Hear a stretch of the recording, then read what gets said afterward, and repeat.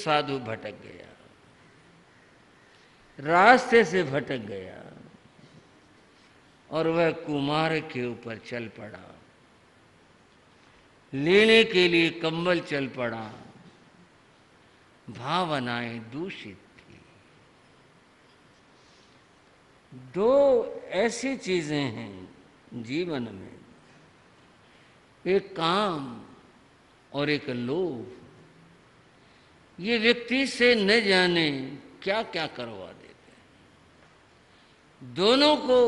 दोनों ही ये व्यक्ति को ऐसा भटकाते हैं कि आदमी सोच नहीं सकता।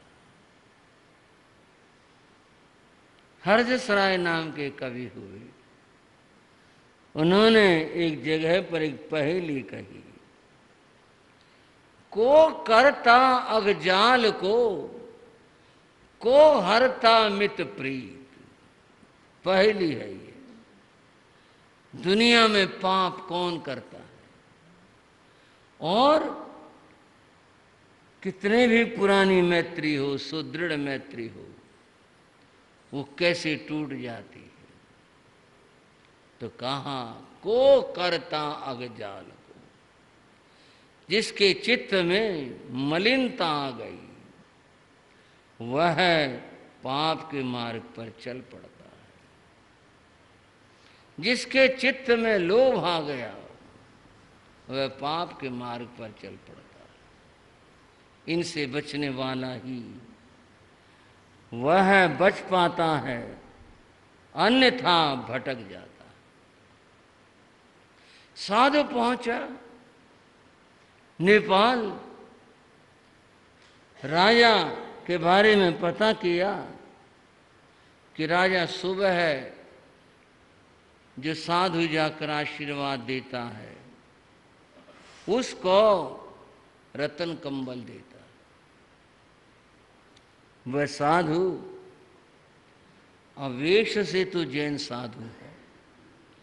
जैन साधु की तो अलग बात होती है, नहीं तो कहीं लाइन में लगता है। ठीक है, भिक्षा अपनी मर्यादा से लाता है, भिखारी बन करके कभी नहीं लाता। साधु अपनी मर्यादा में जीता है। पर जो मार्ग से विचलित है उसे तो बस ये था मैं पहुंच जाऊं। वो पहुंचा, लाइन में भी लगा। राजा ने देखा आज तक जैन साधु आया है, क्या चाहिए महात्मा जी? जी मैंने आपकी प्रशंसा सुनी है, आप साधुओं को रतन कंबल देते हैं, आपको क्या जरूरत पड़ गई रतन कंबल की? मेरे गुरु को जरूरत है। झूठ तो बोलेगा ये आदमी। क्या जरूरत है? मेरे गुरु रुग्ण बीमार हैं, उनको ओढ़ाने की जरूरत है। उनको ओढ़ाने से रतन कंबल से बीमारी दूर हो जाती है, इसलिए चाहिए। कहां से आए हो? भारत से। इतनी दूर से चलकर आए? आजकल वर्षा के महीने में, आजकल तो बड़ी नदियां भरी चल रही, कैसे आए? बस आना था, मेरे को तो गुरु के लिए जरूरत थी, मैं आ गया। चलो कोई बात नहीं, आ गई तो अच्छा। राजा ने आदेश दिया सेवक को, इस साधु को रतन कंबल दो। वह रतन कंबल लाया, राजा ने उसको कंबल दे दिया, लो कंबल लो। उसने कंबल ले लिया, धन्यवाद किया। अब कंबल तो मिल गया, उसको सुरक्षित लाना ये भी तो एक बड़ा काम था। कौन मिल जाए रास्ते में, छीनने वाला, चोर डाकू पता नहीं कितने हैं, इसको सुरक्षित कैसे ले जाया जाए? देखो आदमी कितने ज्ञान लगाता है, सब सोच करके उसने क्या लगाया। एक तरीका है रतन कंबल को सुरक्षित ले जाने का, और वो तरीका उसने क्या सोचा, मैं कहीं से एक बांस लाऊं। जिन भाइयों के लिए कथा नहीं होगी तो जरूर सोचते हैं बांस का क्या करेगा, लड़ाई करेगा? नहीं। और बांस को अंदर से थोथा करवा कर वो कंबल इतना बारीक और इतना सुकोमल होता था कि उसमें डाल दो और फिर ऊपर से उसको डांट लगवा दो और लेकर चला जाऊं, किसको शक होगा? वैसे लेके जाऊंगा तो शक हो जाए, कोई छीन ले। वो बांस वालों के गया, बोले अब एक बांस दे दो। बोले महाराज लाठी ले जाओ। बोले ना ना बांस चाहिए भाई। दे दिया किसी ने। बांस लेके खाते के पास गया, बोले भाई इसको अंदर से थोथा कर दे। बोले थोथा क्यों करवा रहे? बोले भाई मेरे को ऐसी ज़रूरत है। मिल गया कोई भगत, थोथा भी कर दिया। बोले इसके 2 डांट भी बना दे, नीचे के भी ऊपर की भी, वो भी बनवा ली। और एकांत में बैठकर उस कंबल की जैसे भी था बाती बनाई कैसे, उसके अंदर से डाल दिया और डांट बंद कर दी और बिल्कुल देखा कोई किसी को शक नहीं हो सकता, सही है, और लेकर चल पड़ा। चला जा रहा था, जंगल आया जिससे गुजरना था। उस जंगल में लुटेरे रहते थे। एक पक्षी बोला, बड़े जोर से बोला, लुटताम लुटताम, लूट लो लूट लो। वह डाकुओं का पक्षी था जो उन्होंने पिंजरे में बैठा रखा था और वह पढ़ाया हुआ था। उसने देख लिया था, शकुन से जान लिया था कि भी इसके पास माया है। डाकू निकल कर आए, साधु को रोक लिया। बोले क्या है, निकाल। मेरे पास तो कुछ भी नहीं है, हम तो भाई साधु हैं, मांग करके खाते हैं, देख लो कुछ भी नहीं है, लो तलाशी ले लो। कपड़े झाड़ दिए। ये नहीं हो सकता। पक्षी जो है वो गलत नहीं बताएगा। पक्षी तो हमारा जो है वो शकुन को जानने वाला है। पक्षी इशारा कर रहा है कि इसके पास माया है और ये कह रहा मेरे पास कुछ नहीं। डाकुओं को शक हुआ। बोले ये जरा अपनी लाठी बांस दिखाना, ये दिखाना। बोले तो मैंने अपने सहारे के लिए, पानी देखने के लिए, कितना गहरा पानी है और उसके लिए रखा हुआ, जंगली जानवरों से बचने के लिए रखा, ये तो बांस और कुछ। बोले दे तो सही।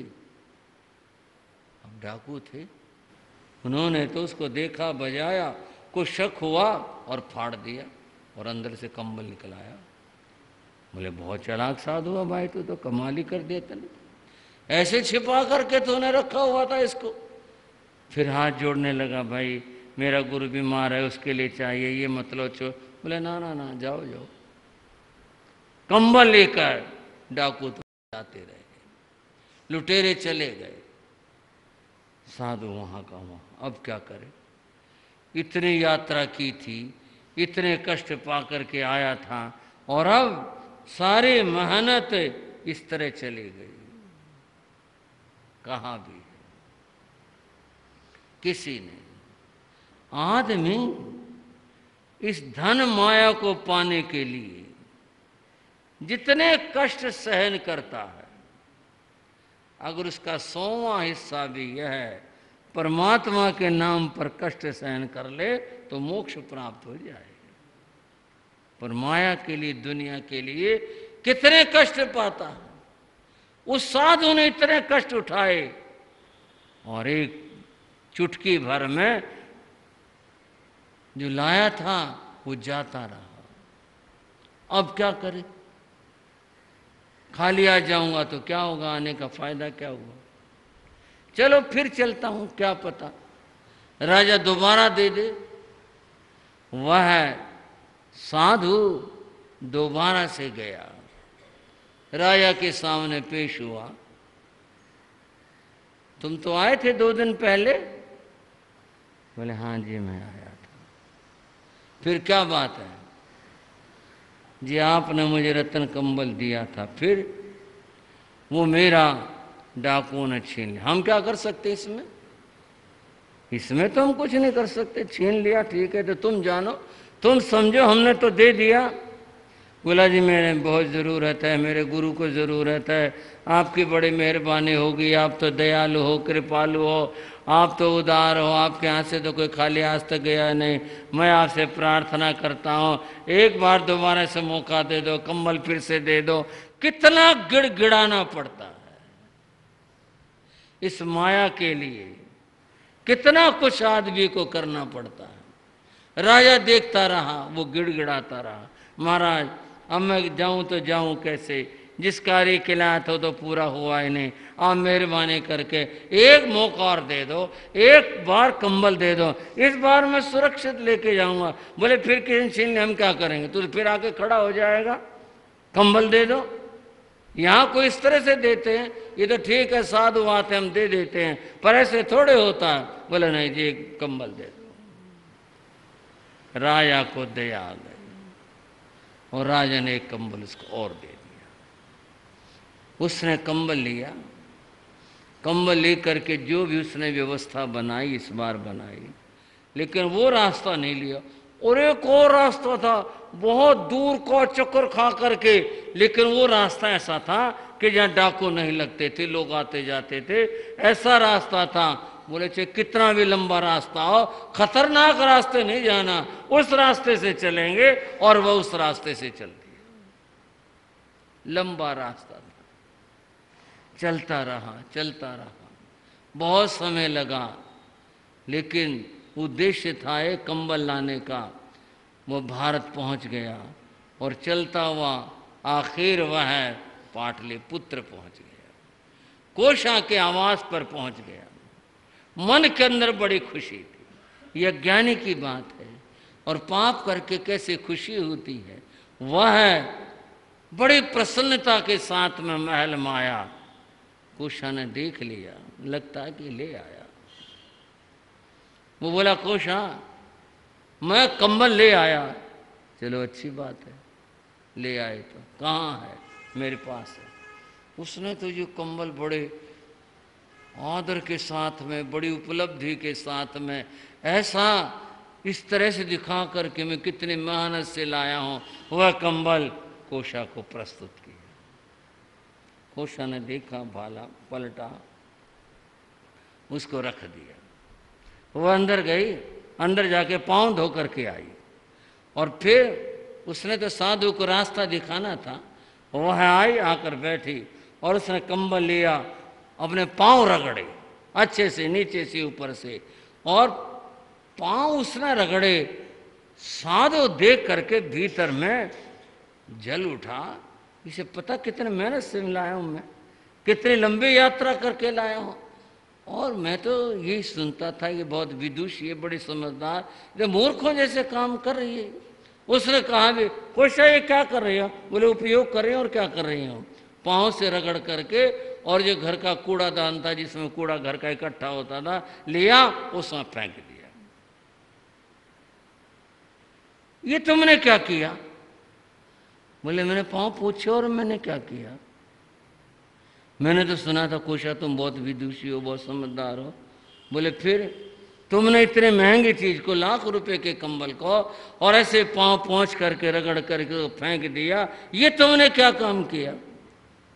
कोशा हंसी और बोले और तू क्या करने लग रहा है? तुम्हारा क्या काम है?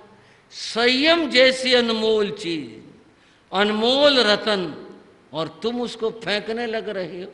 तुमने अपनी मूर्खता को नहीं देखा, तुमने खुद को नहीं सोचा कि मैं क्या कर रहा हूं? ये कंबल तो कुछ भी नहीं, क्या खास बात है कंबल की?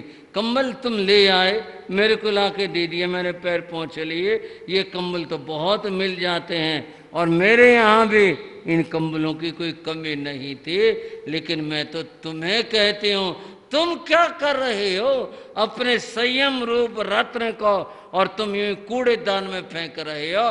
तुम संभलो और सोचो। कोशा के वचनों का उस साधु पर प्रभाव पड़ा।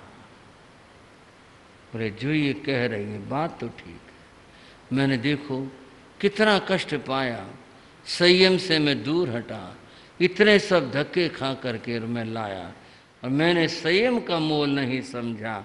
और ये तो एक कंबल, ये ठीक कह रही हैं, क्या खास बात है, क्या बड़ी बात है? संयम के बराबर तो कोई चीज़ हो ही नहीं सकती। कुछ देर चिंतन करने के बाद साधु का मन स्वच्छ हुआ, और वह हाथ जोड़कर बोला कोशा तुम श्रावी का तो हो, लेकिन आज तो मेरी गुरु हो। नहीं महाराज, ऐसा मत कहो, मैं एक गृहस्थ हूँ, मैं एक श्राविका हूँ और आप एक संत के बाने के अंदर हो। आप ऐसे वचन मत बोलो।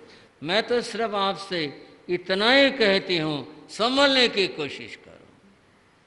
मैं भटक गया कोशा, मैं ईर्ष्या में आ गया। मैंने स्थूल भद्र मुनि के बारे में जो देखा, गुरु ने उनकी प्रशंसा की, मैं वो सहन नहीं कर पाया और मैं उस ईर्ष्या से यहाँ चला आया और यहाँ आने के बाद मेरा मन भटक गया। अब मैं इसके लिए पश्चाताप करता हूँ। ठीक है, आप अपने गुरु के पास में जाओ, जाकर अपनी आलोचना करो, पश्चाताप करो, दंड प्रायश्चित लेकर अपनी आत्मा को शुद्ध और विशुद्ध बनाओ। तुम्हारा जो ये मन भटक गया था अब सन्मार्ग पर आया है, जाओ अपना शुद्धिकरण करो। उससे क्षमा याचना करके वह साधु वापस लौट पड़ा और फिर चातुर्मास के बीच में ही वह गुरु के पास पहुंचा। सब संतों ने देखा, गुरु ने देखा, ये कैसे चातुर्मास के बीच में, इतनी दूर गया था ये चातुर्मास करने, पाँव में गिर पड़ा। गुरु ने कहा, वत्स क्या बात हुई, बीच में आ गए तुम? उसने कहा, गुरुदेव जो जो मुझसे अपराध हुआ वो मेरा सुनो और मुझे प्रायश्चित दो। उसने आलोचना की, गुरु ने प्रायश्चित दिया और कहा, कभी ईर्ष्या नहीं करना, मर्यादा के विपरीत नहीं चलना। तुम ईर्ष्यावश होकर के गए थे, मर्यादा के विपरीत चले, तुम्हारे साथ ऐसा हुआ। साधु शुद्धिकरण करके अपनी साधना में फिर लग जाता है। कथा स्थूल भद्र की और कोशा की अभी बाकी है। कोशा के जीवन में क्या घटा, आगे स्थूल भद्र मुनि के जीवन में क्या बीता, आप सुनोगे अगले समयों में। आज की चर्चा यहीं तक।